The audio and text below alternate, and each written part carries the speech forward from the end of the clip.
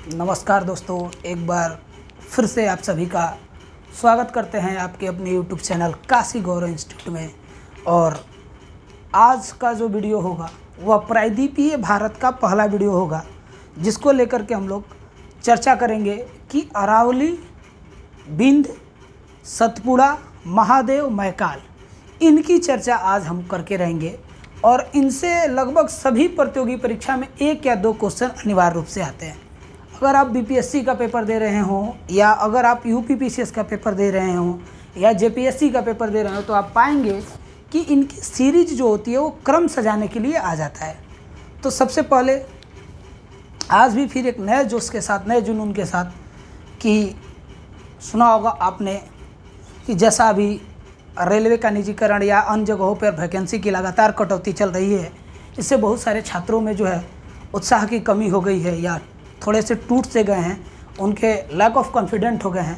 तो उन छात्रों से मेरी गुजारिश है कि कृपया टूटिए ना, और एक आग सीने में जला के रखिए, और वह आग तब तक जलती रहनी चाहिए जब तक आपको मंजिल ना मिले।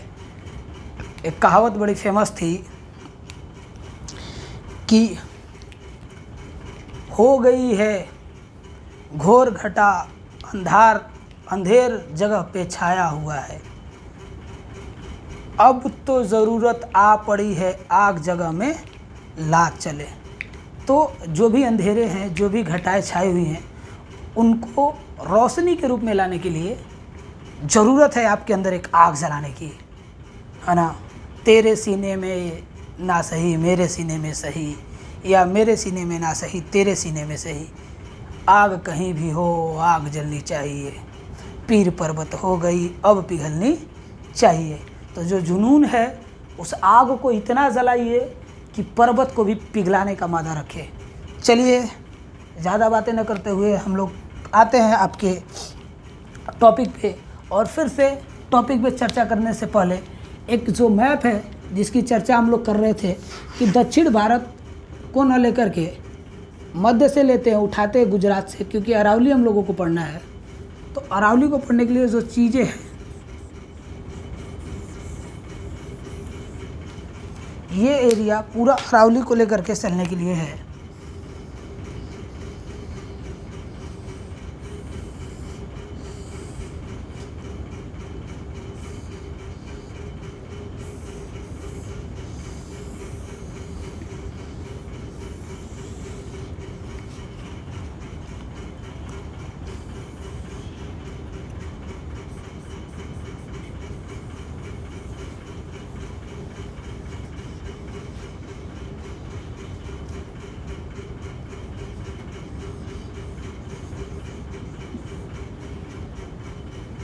ये इस तरह से देखेंगे आप।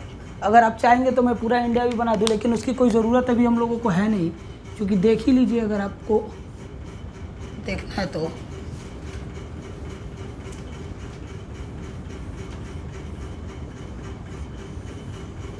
इस तरह से आपको मिलेंगे संपूर्ण भारत। तो संपूर्ण भारत में जो चीज़ें हम लोगों को पढ़नी थी वो कुछ इस प्रकार से पढ़नी है कि ये देखिए, यह एक पर्वत है जिसकी चर्चा आज हम लोगों को करनी है। यह अरावली के नाम से जाना जाता है। क्या जाना जाता है? अरावली के नाम से जाना जाता है। और यह अरावली का ये जो पॉइंट है, दिख रहा होगा रेड से शायद आप लोगों को, ये जो पॉइंट है इसे मैं ब्लैक से भी कर देता हूँ, और यह आगे चलकर दिल्ली तक, ध्यान रहेगा, आगे चलकर दिल्ली तक। अब ये कहाँ, ये पॉइंट कहाँ से है, यह क्वेश्चन उठता है। तो यह पॉइंट एक जगह है गुजरात। गुजरात का जगह पालनपुर, या पालमपुर भी उसको बोलते हैं। गुजरात के पालमपुर से प्रारंभ होकर कहाँ, दिल्ली में, दिल्ली तक ये है। और दिल्ली में इसको एक नाम से जाना जाता है। किस नाम से जाना जाता है? रायसीना की पहाड़ियाँ। VVI रायसीना की पहाड़ियाँ। क्यों VVI है? क्योंकि रायसीना की पहाड़ी वही पहाड़ियाँ है जिसमें भारत के अधिकतम प्रशासनिक आवास हैं, और राष्ट्रपति भवन लुटियंस के द्वारा जो एरिया है संसद भवन के बगल में, उस तरह की चीज़ों का निर्माण यहाँ पर रायसीना पहाड़ी में किया गया है। तो रायसीना दिल्ली से लेकर के कहाँ तक, पालनपुर तक। इसकी कुल लंबाई कितनी है अगर ये पूछ लेता है तो यह कुल 800 किलोमीटर लंबा है। आप लोगों को याद रहेगा यह कुल कितना किलोमीटर लंबा है मित्रों, 800 किलोमीटर लंबा है। और यह मुख्य रूप से कुछ इस तरह का है कि इधर से देखेंगे वेस्टर्न जो साइड है उससे आने वाली हवा इसको टच नहीं करती, और इसीलिए इसके इधर इसके पश्चिमी एरिया में ज़्यादा से ज़्यादा वर्षाएं नहीं होती और रेगिस्तान का निर्माण हो जाता है। तो ये जो अरावली है दोस्तों, यह मुख्य रूप से अरावली जो पर्वत है यह 6 से 5 करोड़ वर्ष पूर्व निर्मित हुआ था, और इसका निर्माण 6 से 5 करोड़ वर्ष पूर्व एक वलित पर्वत के रूप में हुआ था। किस पर्वत के रूप में होगा, डायरेक्ट क्वेश्चन पूछता है, वलित पर्वत। लेकिन इतनी पुरानी होने के कारण इसमें लगातार कटाव होता रहा, और लगातार अपरदन के कारण यह अरावली वर्तमान समय में कौन सा पर्वत है, अवशिष्ट पर्वत है दोस्तों। कैसा पर्वत कर सकते हैं, तो यह अरावली वर्तमान समय में अवशिष्ट पर्वत है। याद रहेगा यहाँ तक। तो अब चलते हैं, इस अरावली पर्वत की कुछ इंपॉर्टेंट व्यूज हैं। क्या है, अरावली पर्वत की सबसे ऊंची चोटी कौन सी है, ये डायरेक्ट पूछा गया है एग्जाम में। सबसे ऊंची चोटी कौन सी है, तो आप कहेंगे कि अरावली की सबसे ऊंची चोटी, माउंट आबू का नाम सुना है, सुना है ना। तो माउंट आबू पर्वत के जस्ट बगल में एक पर्वत है, 1722 मीटर उसकी ऊंचाई है। तो आप पाएंगे कि अरावली पर्वत की सबसे ऊंची चोटी, अब देखिए कहाँ पर है, कैसे है, इसकी चर्चा हम लोग करते हैं। देखिए अब यहाँ पर अरावली की सबसे ऊंची चोटी कौन सी है भाई, तो कहता है सबसे ऊंची चोटी, तो कहेंगे गुरु शिखर। पिछली बार कुछ छात्रों को दिख नहीं रहा था, कह रहे थे कि सर थोड़ा बड़ा लिखिएगा। तो देखिए अब मैं थोड़ा थोड़ा बड़ा लिखने की कोशिश करता हूँ कि अरावली की सबसे ऊंची चोटी, सबसे ऊंची चोटी कौन सी है, ऊंची चोटी पूछ लेता है, क्या कहेंगे, गुरु शिखर। अब देखिएगा ध्यान से, यह जो गुरु शिखर है यह किसकी सबसे ऊंची चोटी है भाई, अरावली की। ऊंचाई कितनी है, 1722 मीटर इसकी क्या है, ऊंचाई है। अब अरावली में क्या होता है कि देखिए अरावली का उत्पत्ति कब हुआ, 5 से 6 करोड़ वर्ष पहले। तो ये 5 से 6 करोड़ वर्ष पहले जो उत्पत्ति हुआ वह एक युग था जिस युग को प्री कैम्ब्रियन युग बोला जाता था। क्या बोला जाता था, प्री कैम्ब्रियन, प्री कैम्ब्रियन काल। कब हुआ ये डायरेक्ट पूछा गया है। तो अरावली की उत्पत्ति कब हुई, तो अरावली की उत्पत्ति कब हुई दोस्तों, अरावली की उत्पत्ति प्री कैम्ब्रियन काल में हुई। और प्री कैम्ब्रियन काल कब का है, तो यह कह सकते हैं 5 से 6 करोड़ वर्ष पहले। कब, 5 से 6 करोड़ वर्ष पहले। अब ये कैसी पर्वत है मित्रों, अगर ये पूछ लेता है तब, तो अरावली कैसी पर्वत है, अवशिष्ट पर्वत है। और वर्तमान समय में यह काफ़ी अपरदन के कारण अवशिष्ट बन गई है। इसकी लंबाई 800 किलोमीटर है। कहाँ तक, दिल्ली की रायसीना पहाड़ी तक। और रायसीना पहाड़ी इम्पोर्टेंट क्यों है, क्योंकि यहाँ पर क्या है, राष्ट्रपति भवन है। दिल्ली में रायसीना पहाड़ी है, यह महत्वपूर्ण है। क्यों, क्योंकि यहाँ पर राष्ट्रपति भवन है। और कहाँ से शुरू होता है अरावली, कहेंगे गुजरात के पालनपुर से। अब यहाँ से जो ये अरावली प्रारंभ हो रही है, इसी के जस्ट बगल से एकदम नीचे से एक पर्वत प्रारंभ होती है। ये मोटा मैं देता हूँ, एक पर्वत प्रारंभ होती है। इस पर्वत का नाम है विंध्य पर्वत। क्या कहते हैं इसको, विंध्य पर्वत। और इस विंध्य पर्वत और अरावली पर्वत के बीचों बीच, जो आगे मैं बताऊँगा, बीचों बीच एक पठार है, मालवा का पठार। तो गुजरात में कौन सा है, पालनपुर। गुजरात में कौन सा स्थान है, पालनपुर। अब नेक्स्ट की ओर चलते हैं। इससे कैसे कैसे क्वेश्चन बनते हैं। तो देखिए अरावली का जो गुरु शिखर है, यहाँ पर एक गुरु शिखर है ना। तो एक क्वेश्चन तो इससे डायरेक्ट बनता है, गुरु शिखर, अरावली की सबसे ऊंची चोटी कौन सी है? गुरु शिखर। और गुरु शिखर और माउंट आबू, माउंट आबू में एक फेमस जगह दिलवाड़ा का जैन मंदिर, राजस्थान का शिमला। पिछले वीडियो में मैंने आपसे पूछा था कि राजस्थान का शिमला किसको कहते हैं, तो वही दिलवाड़ा का जैन मंदिर है जहाँ पर राजस्थान के शिमला के नाम से जाना जाता है। तो यह गुरु शिखर हो गया। और गुरु शिखर को किससे जोड़ने वाला भाई? तो गुरु शिखर को माउंट आबू। और माउंट आबू क्यों फेमस है? क्योंकि यहाँ पर दिलवाड़ा का जैन मंदिर है। किसने बनवाया? चंदेल शासकों ने बनवाया था। अब देखिए गुरु शिखर और माउंट आबू को जोड़ने वाला एक वे है, एक दर्रा है। कौन सा दर्रा है? गोरन दर्रा। गोरन दर्रा। गोरन दर्रा से एक क्वेश्चन था उत्तर प्रदेश पीसीएस में कि माउंट आबू के जैन मंदिर या माउंट आबू और गुरु शिखर को जोड़ने वाला दर्रा कौन सा है? तो गोरन दर्रा है, याद रहेगा। अब नेक्स्ट की ओर चलते हैं। इस अरावली से नदियाँ निकलती हैं, दो नदियाँ। एक तो यहाँ से देखिए ऐसे नदी निकलती है, यह ऐसे नदी निकलती है। और इस नदी का नाम क्या है भाई? तो इस नदी को हम लोग बोलते हैं लूनी। कौन सी नदी? लूनी नदी। अब यह लूनी नदी की विशेषता क्या है? 495 किलोमीटर लंबी है ये। कितनी किलोमीटर लंबी है लूनी? 495 किलोमीटर। इसकी विशेषता क्या है?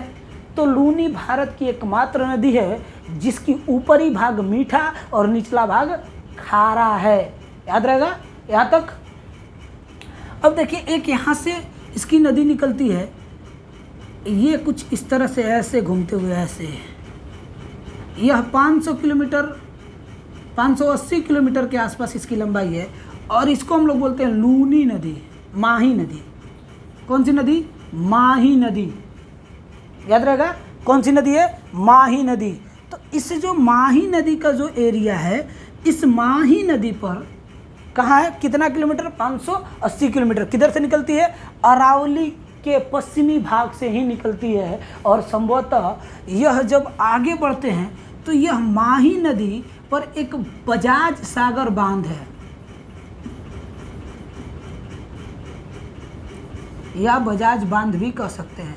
इस माही नदी पर एक बांध है, बजाज बांध। किस राज्य में अगर पूछ लेता है तो एमपी में यह बजाज बांध है।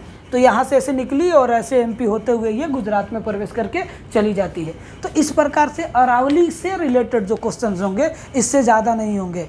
याद रहेगा यहाँ तक।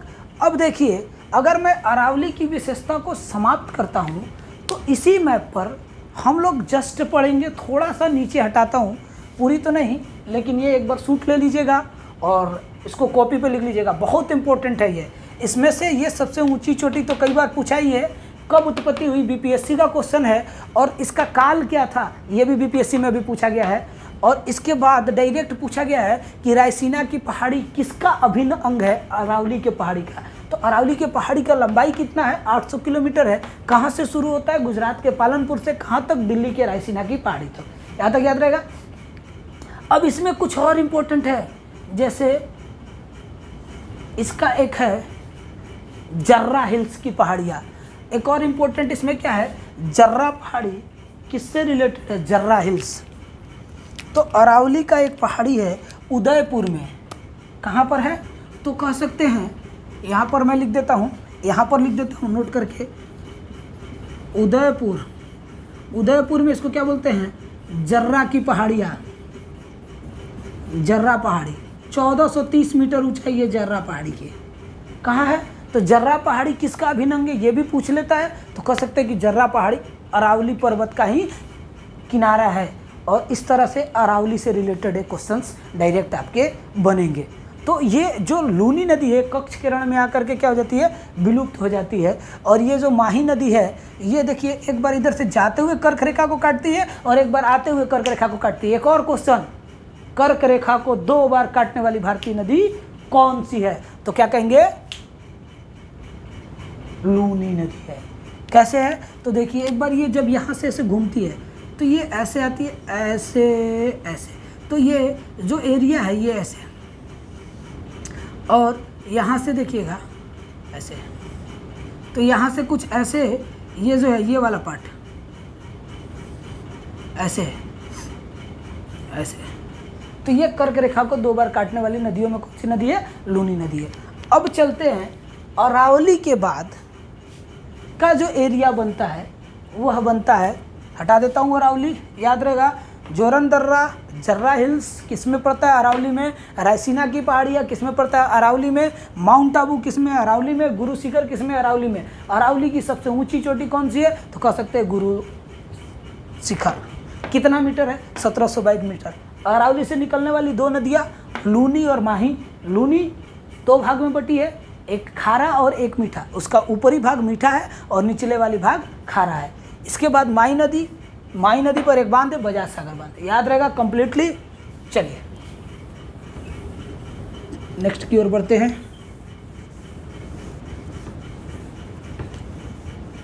अब देखिए इसका कुछ एरिया मैं हटा रहा हूं।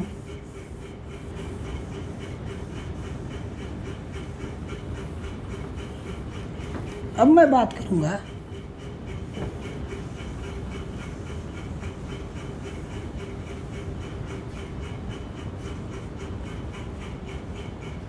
ये अरावली पर्वत के बाद ये कौन सी पर्वत है? तो इसकी चर्चा हम लोग कर चुके। यह अरावली है। अरावली के बाद एक जो पर्वत आपको मिलेगी वह कुछ इस प्रकार से मिलती है।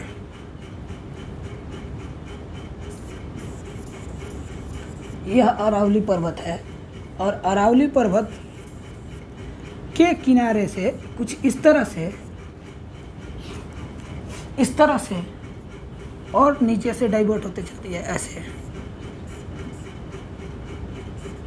ऐसे, है ना। तो ऐसे जो पर्वत है, इसका जो विस्तार है या इसको जो जानते हैं हम लोग इस पर्वत को, तो ये जो एरिया है देखेंगे, अब देखेंगे ये अरावली है। कितना किलोमीटर है? 800 किलोमीटर है। हटा देता हूँ, कितना किलोमीटर है? 800 किलोमीटर। कौन सी पर्वत है अगर पूछ लिया गया है तो बता ही चुका, अरावली हो गया। अब अरावली के नीचे ये बिंद है। बिंद को 3 भागों में बांटा गया है।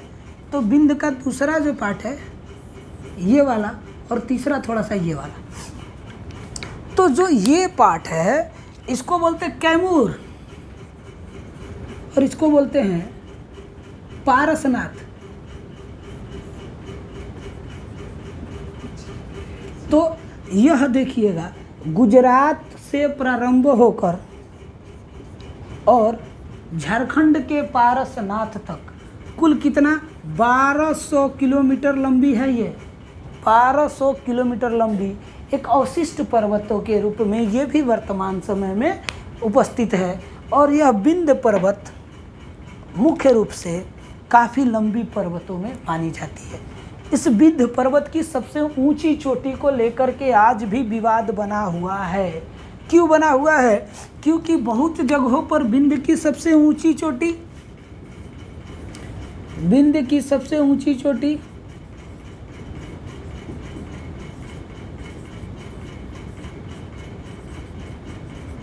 ऊंची चोटी कौन सी है? सद्भावना शिखर है।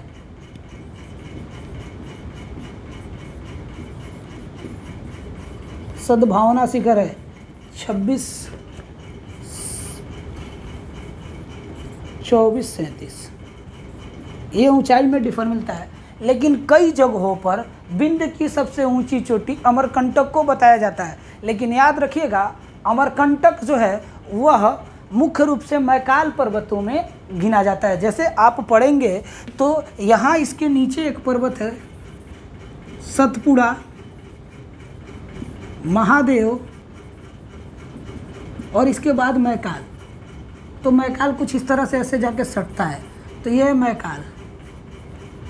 और इस मैकाल पर्वत पे यहाँ इस जगह पे एक पहाड़ी है जिसको हम लोग अमरकंटक की पहाड़ी कहते हैं। यहाँ से नदियाँ निकलती है। सोन नदी का नाम सुना होगा आपने, है ना, नर्मदा का नाम सुना होगा। तो ये चीज़ें है कि मैकाल पर्वत की सबसे ऊंची चोटी अगर पूछेगा तब अमरकंटक होगा और बिंद पर्वत की सबसे ऊंची चोटी होगा तो सद्भावना शिखर होगा। अब अगर आगे पढ़ते हैं तो धूपगढ़ मैकाल का आ जाएगा, महादेव का है। तो इस तरह से क्वेश्चन सभी हम लोगों को इसको बाद में पढ़ना है। अब यहाँ पर चर्चा करते हैं कि बिंद की पहाड़ी क्यों प्रसिद्ध है।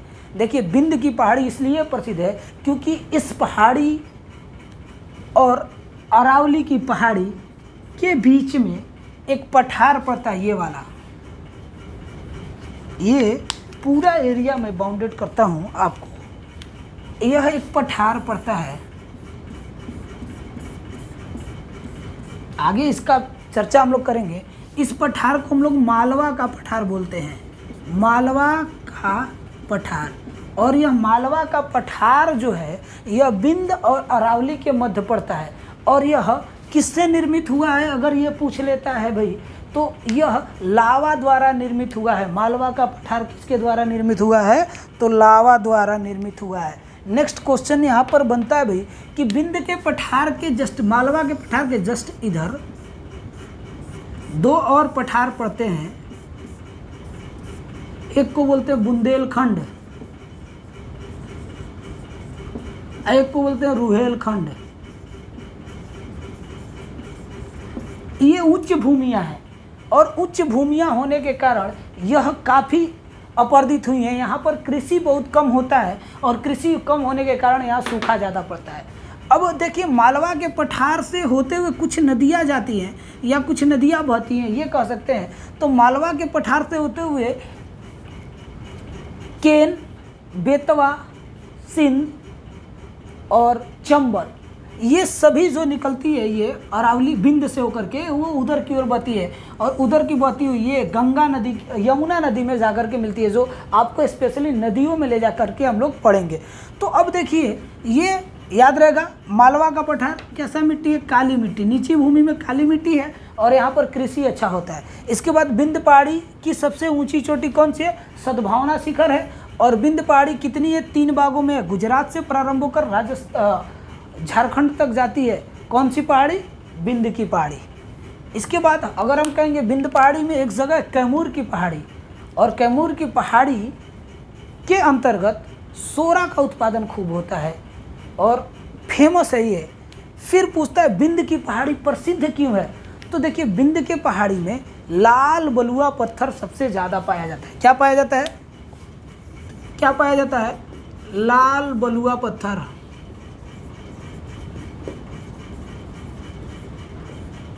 लाल बलुआ पत्थर के लिए कौन सी पहाड़ी प्रसिद्ध है, तो बिंद की पहाड़ी प्रसिद्ध है।